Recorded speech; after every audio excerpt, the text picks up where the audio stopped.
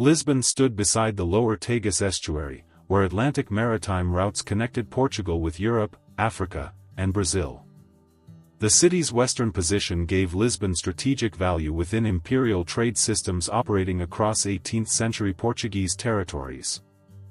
Steep hills shaped movement through Lisbon and divided neighborhoods into elevated districts overlooking riverfront commercial activity.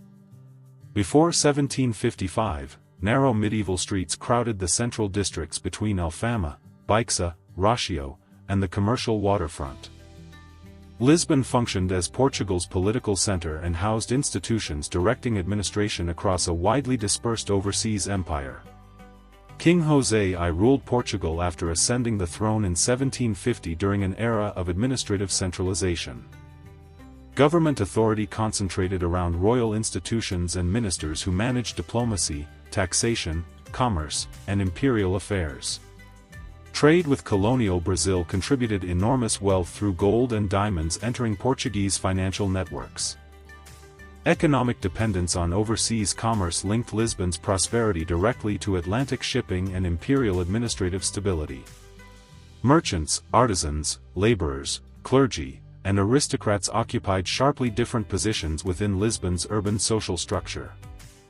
Noble families maintained influence through land ownership, court proximity, and privileged positions inside Portuguese political institutions. Religious institutions possessed considerable authority and maintained churches, convents, charitable organizations, and extensive urban properties. Commercial districts near the river handled imported products arriving from imperial territories and international maritime partners. River access allowed goods to move efficiently between ports, warehouses, and distribution networks supporting Lisbon's economy. Wooden construction and crowded streets increased vulnerability to fire within lower districts of the city. Administrative systems depended heavily on centralized records and institutions concentrated within Lisbon's urban core. Political influence increasingly gathered around Sebastião José de Carvalho e Melo during the early years of José's reign. Carvalho e Melo had previously served diplomatic roles and developed administrative perspectives influenced by broader European experience. His growing authority reflected royal trust and his ability to address complex governmental challenges through practical measures.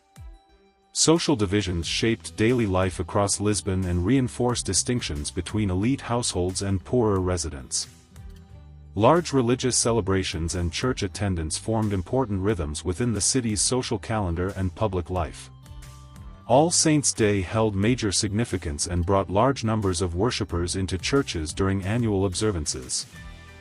On the morning of November 1, 1755, Lisbon entered one of history's most consequential urban disasters. The first major earthquake shock struck during morning hours and damaged structures throughout extensive areas of the city. Subsequent tremors followed and increased structural collapse across districts already weakened by initial destruction. Many residents moved toward open spaces and riverfront areas seeking distance from falling buildings and debris. Geography shaped the disaster because low areas near the Tagus became places of concentrated movement and exposure. A tsunami followed the earthquake and struck waterfront zones after people gathered beside the river. Major fires developed afterward and expanded destruction beyond the immediate effects of seismic activity. Earthquake, water, and fire combined into a sequence that transformed Lisbon through overlapping forms of devastation. Government buildings, churches, hospitals, and commercial infrastructure suffered severe damage during the catastrophe. Much of Baixa experienced widespread destruction and ceased functioning as Lisbon's principal urban center. Administrative continuity became an urgent concern because Portugal relied heavily upon Lisbon's centralized governing structure. King José I survived because the royal family had remained outside central Lisbon that morning. The court subsequently established temporary accommodation around Ajuda outside the devastated city center. Ajuda's position on higher ground separated royal activity from heavily damaged districts along the lower city. Survival of the monarchy prevented immediate constitutional uncertainty during a period of extreme institutional disruption. Carvalho e Melo quickly emerged as the principal governmental figure directing emergency responses across Lisbon. His administrative role expanded rapidly as other officials struggled to manage conditions after the disaster. Authorities deployed soldiers throughout Lisbon to control disorder and discourage widespread looting. Public order carried political significance because institutional weakness could encourage broader instability across the kingdom.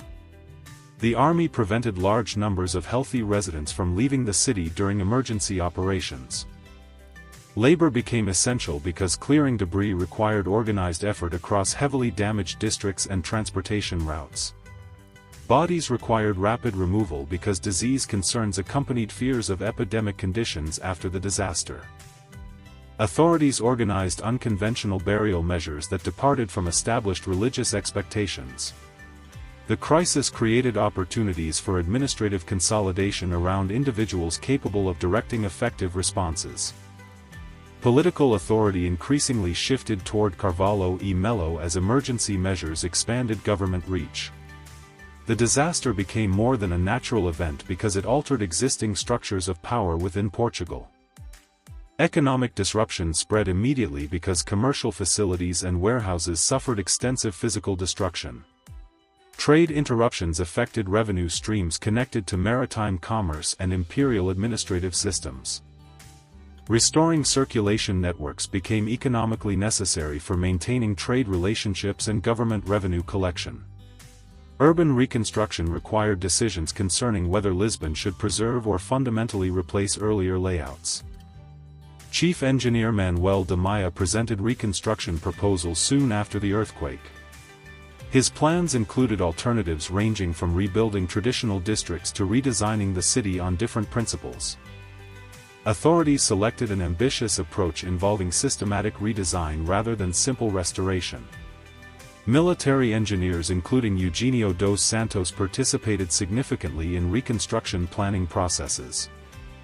Planning emphasized rational organization through wider streets and standardized urban arrangements. Regular street grids contrasted sharply with Lisbon's previous medieval pattern of dense irregular development. Administrative reconstruction reinforced central authority while reshaping relationships between institutions and urban society. Reconstruction efforts accelerated during the later 1750s as Lisbon moved from emergency measures toward organized structural transformation. Pombal directed rebuilding policies through institutions capable of enforcing standards across damaged districts. New regulations established oversight systems intended to guide rebuilding methods and maintain administrative consistency. Baixa occupied strategically important ground beside the Tagus and remained essential for Lisbon's commercial operations.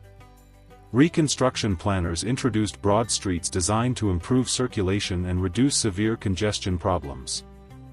Engineers developed standardized building systems intended to accelerate construction and improve structural resilience.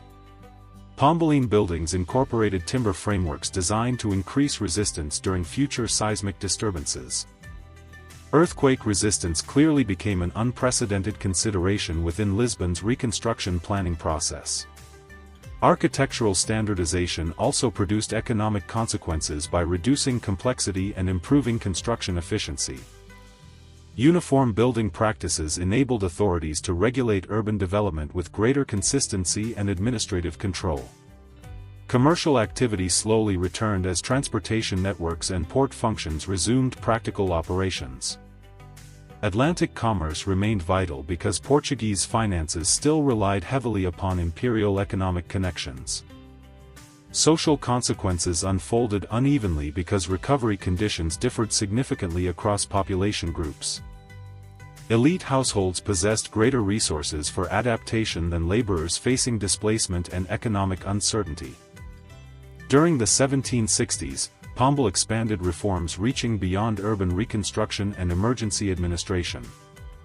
Government initiatives targeted education, commerce, and institutional organization throughout wider Portuguese territories. The Jesuit order faced expulsion from Portugal during 1759 under policies implemented during Pombal's administration. These developments demonstrated how post-earthquake conditions contributed to expanding governmental intervention. Institutional reforms increasingly reflected confidence in centralized administrative structures and executive authority. By the closing decades of the 18th century, Lisbon increasingly reflected principles introduced after 1755. The rebuilt capital represented adaptation shaped by geography, commerce, engineering, and centralized political decision-making. Portugal entered the 19th century carrying institutional changes rooted directly in the earthquake's aftermath. The Lisbon disaster and Reconstruction period ultimately reshaped both the physical city and the broader course of Portuguese state development. Sources used: John R.